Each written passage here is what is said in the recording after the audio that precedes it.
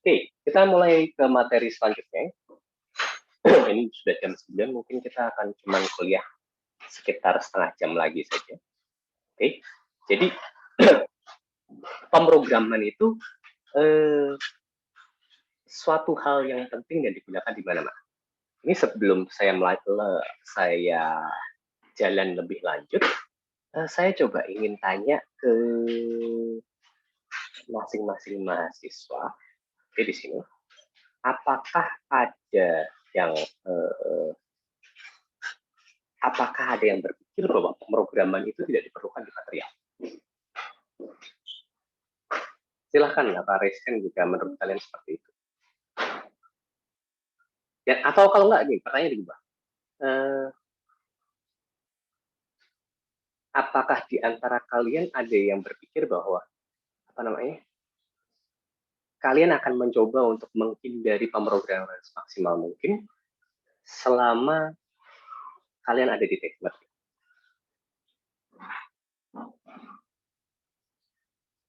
Tidak ada. Beneran ya, tidak ada. Sempat berpikir, Pak. Sempat berpikir kan. Ya udah. Tuh. Jujur-jujuran aja kalau sama saya. Oke. Saya yakin harusnya ada beberapa di antara kalian yang berpikir seperti itu. Ya. Dan tolong coba diubah persepsinya sedikit, karena beberapa mata kuliah kalian ke depannya akan menggunakan programming juga. Saya nggak tahu itu di semester depan atau semester depannya lagi, itu dengan Pak Dadan itu malah akan diminta programming dengan Fortran. Seperti itu. Oke, jadi paling tidak logika pemrograman itu kalian punya. Dan ini digunakan di berbagai tempat juga. Jadi kayak kegunaannya itu untuk menyelesaikan kasus-kasus material pun juga banyak. Ya, jadi kasus-kasus material itu ada yang banyak, ada yang bisa diselesaikan dengan kalkulasi matematika standar, ada juga yang kalkulasinya mungkin akan terlalu rumit untuk diselesaikan dengan perhitungan manual. Nah, kalau kasus seperti itu bagaimana caranya? Ya baiknya kalian buat program untuk menghitung kasus-kasus seperti itu. Jadi sebenarnya programming itu tujuannya lebih ke arah tools untuk membantu kalian ke depannya. Oke? Tools untuk membantu kalian ke depannya. Ya. Jadi jangan jangan berpikir bahwa ini tidak akan digunakan sama sekali. Ini akan digunakan baiknya tetapi lebih ke arah tools bantuan seperti itu. Dan ini pun di mana-mana seperti itu ya. Pemrograman itu digunakan sebagai tools bantuan. Mungkin nantinya tugas akhir kalian, sebagian dari kalian, tugas akhir kalian akan ke arah pemrograman. Bisa jadi. Seperti itu. Oke? Ya. Bagi pemrograman ini pun saya tidak akan terlalu detail. Karena asumsi saya, di tingkat 1 kalian sudah belajar. Oke? Dan itu tanggung jawab kalian untuk tetap mengingat mata kuliah yang sudah pernah diajarkan sebelumnya. Jadi jangan berharap bahwa mata kuliah ini nanti akan diulang di mata kuliah selanjutnya. Kalau misalkan kalian berharap seperti itu, mata kuliah selanjutnya tidak akan sempat untuk mengcover materinya. Karena ini selalu satu dengan yang lainnya, itu akan selalu berhubungan. Jadi, kalau kalian masih ada bagian yang mengganjal terkait dengan pemrograman yang sudah pernah diajarkan sebelumnya, tolong pelajari ulang apa yang sudah pernah diajarkan sebelumnya di tingkat 1. Oke? Oke, silahkan bagi yang mau izin ke toilet, silahkan. Ya. Nah, pemrograman itu seperti apa? Itu kita bisa klasifikasi menjadi high level dan low level ya. High level itu yang kalian ketahui sekarang. Contohnya itu Fortran, Basic, C++, MATLAB, itu masuk ke high level programming language. Sedangkan kalau low level itu di machine code, itu kita tidak lagi belajar terkait itu. Oke? Dari zaman saya pun ini sudah tidak digunakan. Apalagi zaman kalian, ya. Nah, yang perlu kalian pahami di sini, terkait dengan pemrograman itu lebih ke arah logika berpikirnya itu seperti apa. Oke, logika berpikirnya itu seperti apa? Paling utama di situ. Oke, logika berpikirnya itu seperti apa? Ini paling utamanya malah yang di sini. Kemudian itu ada turunannya macam-macam. Setelah logika berpikirnya kalian dapat, kalian harus tahu inputnya apa, outputnya apa. Oke, inputnya apa, outputnya apa. Setelah itu di bagian masing-masing bagiannya itu mathematical formulanya gimana? Formula matematisnya gimana? Oke, dan juga data-data lainnya itu harus lengkap. Oke, jika nanti levelnya itu sudah sampai level pemrograman yang tingkatnya lumayan cukup tinggi, mungkin bisa jadi kalian perlu melakukan yang namanya modular programming. Artinya apa modular programming? Itu ada program-program kecil untuk mensupport satu program besar. Karena akan sulit jika semua program itu langsung kita handle di satu program besar. Kalau misalkan memang levelnya advance ya. Seperti itu. Jadi akan ada beberapa program-program kecil yang kita tinggal panggil di program besar. Seperti itu. Tetapi untuk mata kuliah analisis numerik ini kita akan fokusnya di sini. Logika berpikirnya. Kita punya metode numerik seperti apa? Oke, kita punya metode numerik seperti apa? Nah, bagaimana kita bisa merepresentasikan si metode numerik itu dalam bentuk program? Arahnya lebih ke arah situ. Oke, ya, kita lanjutkan.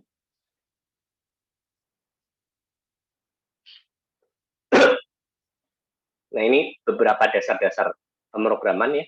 Mungkin yang bagian modular ini kita tidak akan pelajari sekarang, tetapi yang paling penting itu adalah struktur pemrograman itu yang kalian perlu pahami itu adalah top down.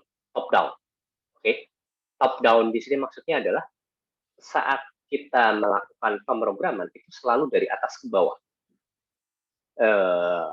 Komputer itu akan membaca program kita membaca program kita itu dari atas ke bawah.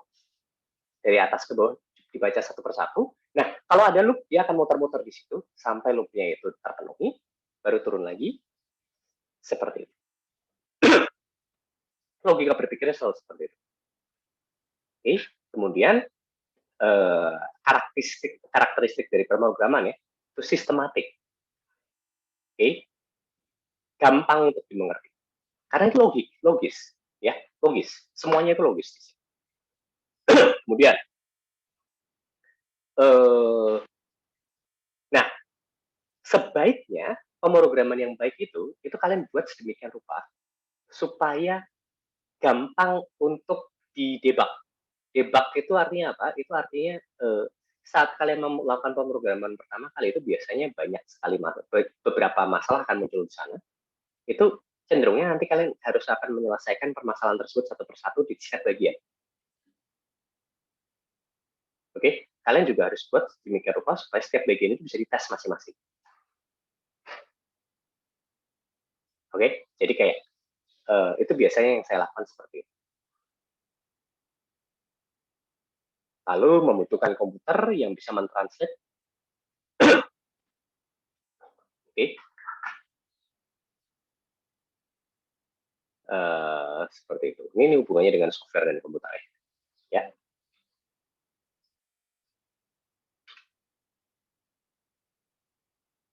Nah, ini ada beberapa hal yang kalian harus tahu terkait dengan pemrograman.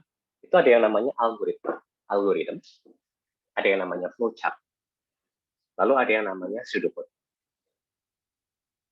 Oke, algoritma itu adalah a set of steps to instruct a computer to perform a certain task. Jadi intinya isinya adalah instruksi ke komputer untuk melakukan pekerjaan tertentu. Tetapi ini belum bisa dieksekusi oleh komputer. Yang bisa dieksekusi oleh komputer itu adalah ini ya, apa namanya, yang sudah dalam bentuk program. Oke. Nah, algoritma ini biasanya beberapa orang lebih suka daripada menuliskannya dalam bentuk algoritma, langsung ke dalam bentuk flowchart. Oke, tetapi ini karenanya masih dasar, jadi saya akan mengajarkan algoritma itu contohnya seperti apa, flowchart itu contohnya seperti apa, pseudocode itu contohnya seperti apa. Jadi, flowchart itu adalah algoritma yang direpresentasikan dalam bentuk grafis. Itu biasanya sih saya lebih suka langsung ke sini. Karena kelihatan jelas itu urut-urutannya seperti apa. Oke, kemudian di bawah flowchart, setelah flowchart, itu ada namanya pseudocode. Pseudocode itu adalah kayak apa namanya? Program general, ya, program general yang bisa digunakan di software pemrograman apapun. Ini sudah apa namanya? Diterima untuk semua program lah ya. Maksudnya intinya adalah kayak pseudocode itu punya sintaksnya sendiri. Kita bisa gunakan pseudocode. Intinya orang membaca pseudocode, tahu. Setelah membaca pseudocode, kalau kita menggunakan markup, penulisan programnya harus seperti apa. Kalau kita menggunakan C++, penulisan programnya harus seperti apa. Jadi semacam code, tetapi semacam program, tetapi penulisan programnya, tetapi belum diterima oleh software tertentu. Jadi ini lebih ke arah penulisan suatu program yang general seperti itu. Nah, kalau saya pribadi, saya sering men-skip bagian pseudocode ini. Ini tergantung dari style masing-masing. Yang kadang-kadang ada orang yang suka menuliskan suatu program dalam bentuk algoritma terlebih dahulu, kemudian flowchart, kemudian pseudocode, baru kemudian code di software tertentu. Tetapi ada juga yang langsung menuliskan dalam bentuk code di software tertentu. Oke, kadang ada juga yang sukanya buat dulu flowchart. Buat dulu flowchartnya, setelah itu langsung dituliskan dalam bentuk code tertentu. Oke, kalau saya lebih cocok ke yang tadi, membuat flowchart dulu, perkiraan programnya itu akan seperti apa, baru dituliskan dalam bentuk program. Oke, menuliskan langsung dalam bentuk program tertentu itu ada masalah. Kalau kalau programnya itu kompleks, ya, kalau programnya itu kompleks itu jadi masalah. Nah, tapi kalau programnya itu program sederhana seperti yang nanti kita akan pelajari, bisa jadi kalian pakai cara seperti itu juga tidak ada masalah. Gitu ya. Ini saya langsung ke contoh-contohnya. Nah ini perbandingannya.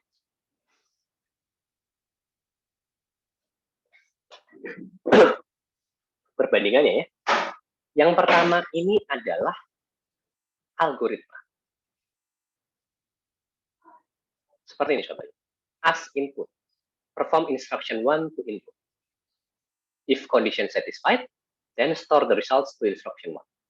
If condition not satisfied, then redo instruction 1. Bla bla bla bla. Oke. Nah, yang saya biasa gunakan seperti ini langsung. Saya tuliskan dalam bentuk flowchart. Input, instruction 1, ada if condition, kalau nggak cocok, balik. Kalau cocok, selesai. Itu. Ya, ini dalam bentuk flowchart. Kalau dalam bentuk pseudocode, code general, itu seperti pemrograman langsung sebenarnya. Tetapi sintaks yang digunakan itu adalah sintaks general. Inputs, do, instruction 1, if condition, then store. Else, instruction 1, and do. Ini cuma contoh saja ya. Instruction 1-nya itu untuk kasus sebenarnya ya harus sesuai dengan apa yang kita ingin lakukan.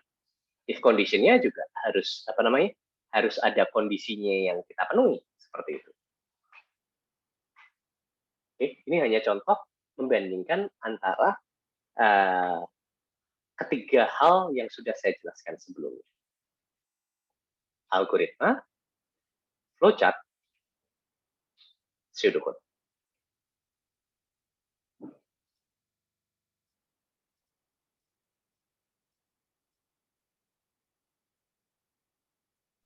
Oke, seperti itu.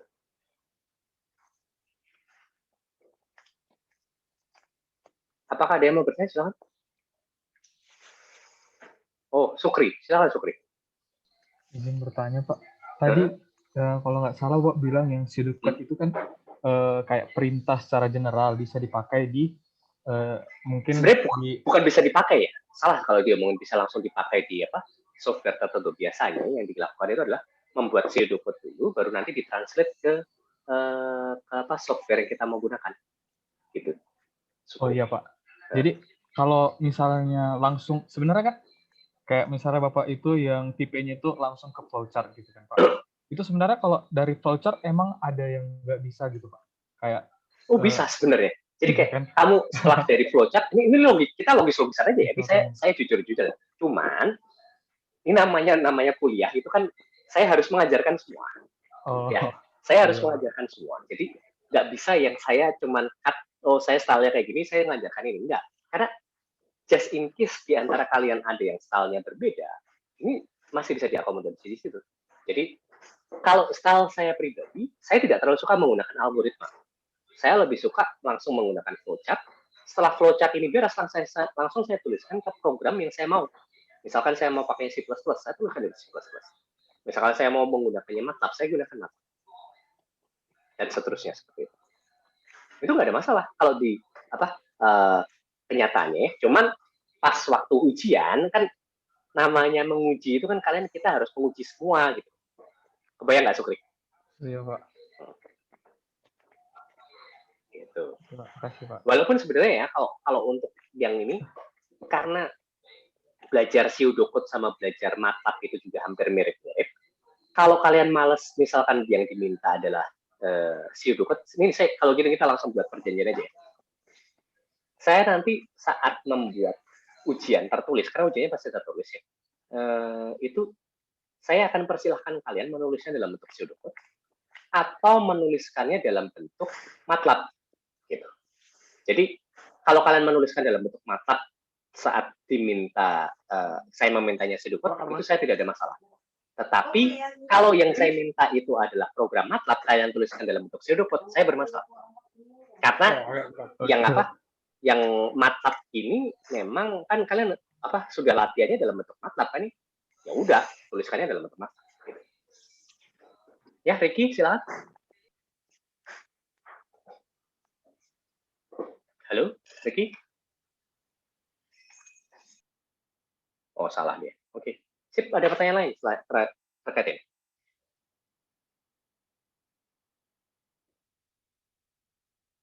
Silakan. Jadi seperti itu ya, saat nanti saya minta kalian menuliskan suatu pseudocode, kalian boleh menuliskannya dalam bentuk pseudocode, kalian boleh menuliskannya dalam software, dalam perintah di MATLAB. Tapi kalau saya minta tuliskannya dalam program MATLAB, ya kalian tuliskannya dalam perintah sesuai yang ada di MATLAB. Seperti itu. Ya, agar lebih mudah untuk kalian juga ya. Pak, izin bertanya Pak. Ikhlas gimana? Sebenarnya pertanyaan itu ke apa sih Pak? Ke software yang bakal kita gunain gitu. Sebelumnya saya udah pas TPB udah nyoba MATLAB sama nyoba Octave gitu kan Pak. Nah saya nemu perbedaan gitu Pak pas. Oh iya betul.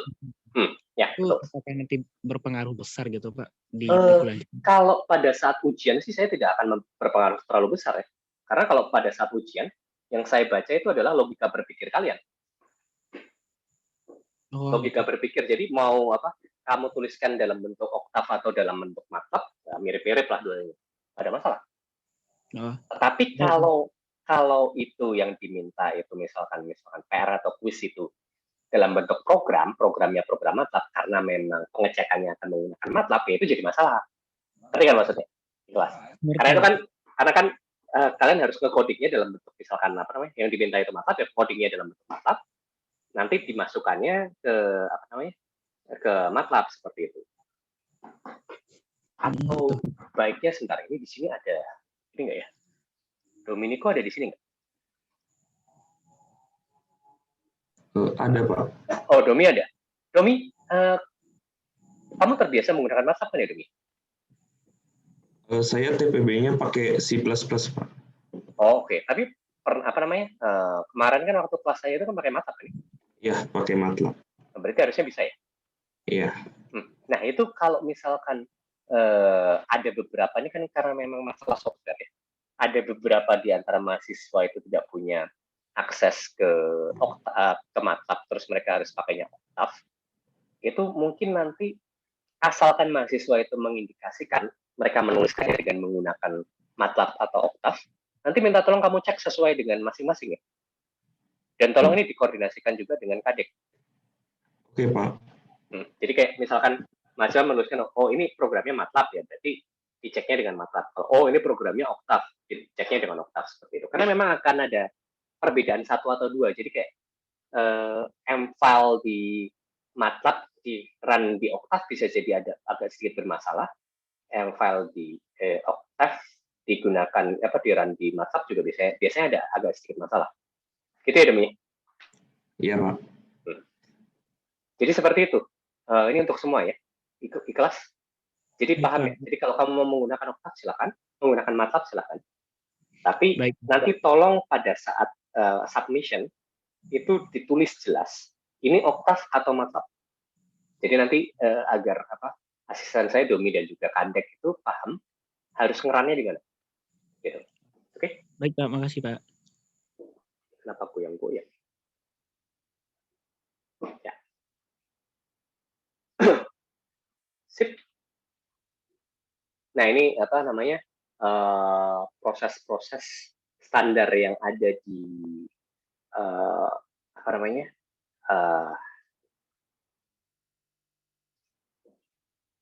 di pseudocode ya. Kenapa gini? Oke. Jadi proses itu simbol-simbol standar. Proses itu kotak, input output itu seperti ini, selection itu seperti ini. Oke, subprogram. Subprogram itu tadi saya sudah bilang ya, modular itu. Subprogram seperti ini tujuannya untuk memanggil program yang kita sudah buat. Oke, untuk memanggil program yang kita sudah buat. Tapi karena kasus-kasus yang kita analisis sekarang lebih ke arah kasus sederhana, cenderungnya kita tidak akan menggunakan ini.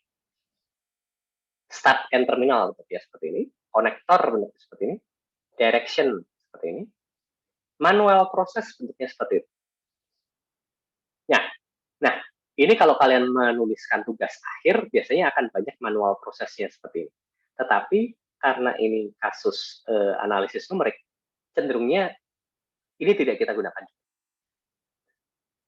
Oke, kemudian ada page separator, ada data storage. Seperti itu. Jadi nanti yang kalian akan gunakan itu hampir semua digunakan, kecuali ini manual proses dan juga subprogram. Karena kasus kita memang kasusnya sederhana, dan saya akan cenderung membuat tidak ada manual prosesnya sama sekali. Ini khusus semuanya pemrograman. Gitu. Ikhlas. Ini pernah diajarkan di kuliah kan ya? Ikhlas? Halo? Ikhlas Maulana? Halo, Pak. Ya, ini pernah diajarkan di kuliah tahun lalu kan?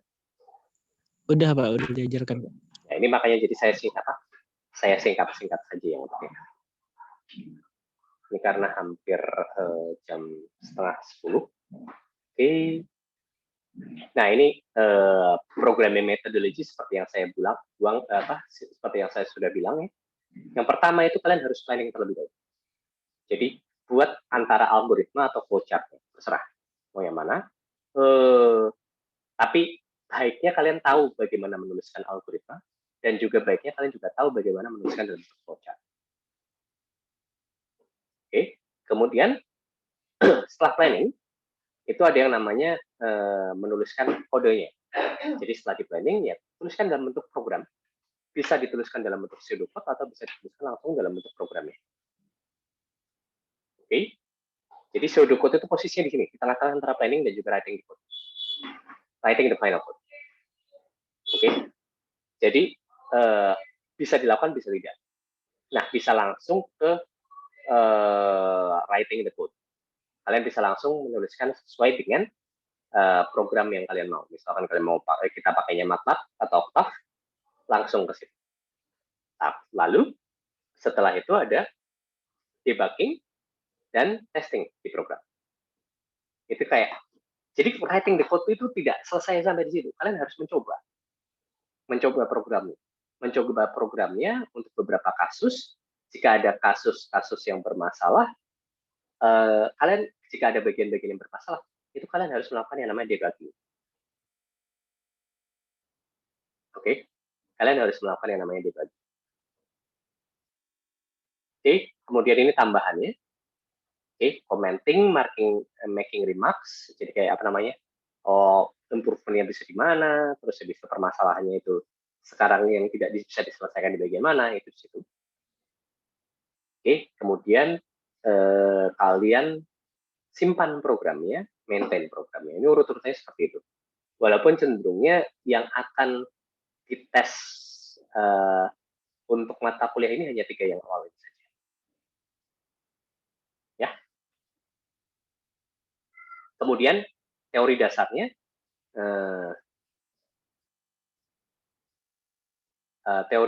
itu untuk program utama itu desainnya selalu top down. Oke, selalu top down, pasti top down dari atas ke bawah. Nah, buat sedemikian rupa, kalian harus membuat sedemikian rupa supaya step-stepnya itu gampang untuk dimengerti. Oke, nah jika kalian perlu menuliskan subprogram atau modular program ya, itu yang tadi itu subroutine seperti itu.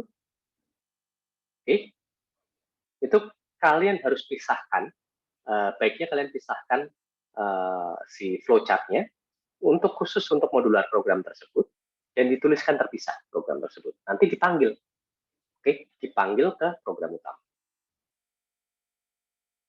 Nah, agar gampang pada saat penulisan program, itu sebaiknya kalian pakai indentasi. Jadi program itu jangan lurus terus semua ke bawah dari atas ke bawah, itu kalian pakai level-level. Misalkan di bagian yang utama itu, bentar, seperti ini contoh. Misalkan di bagian yang utama itu pepet kiri ya, lalu ada if condition.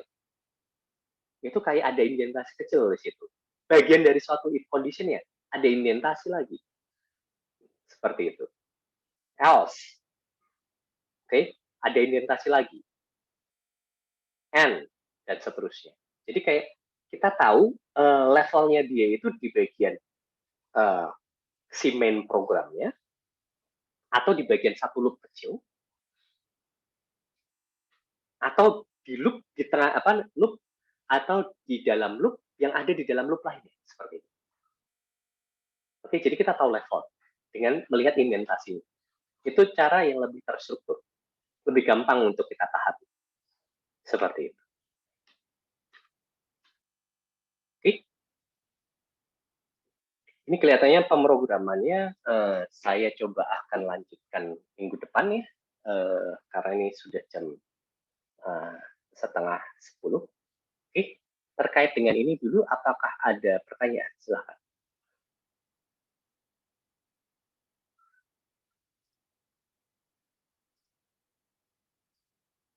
Silahkan.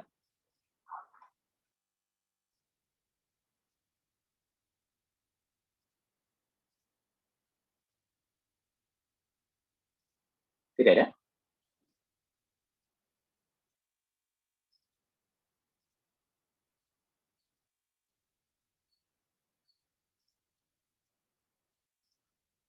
Oke, kalau tidak ada pertanyaan, mungkin sebentar, cukup Pak. Oke, jika tidak ada pertanyaan, mungkin kuliah kita sampai di sini dulu. Oke, kita lanjutkan minggu depan.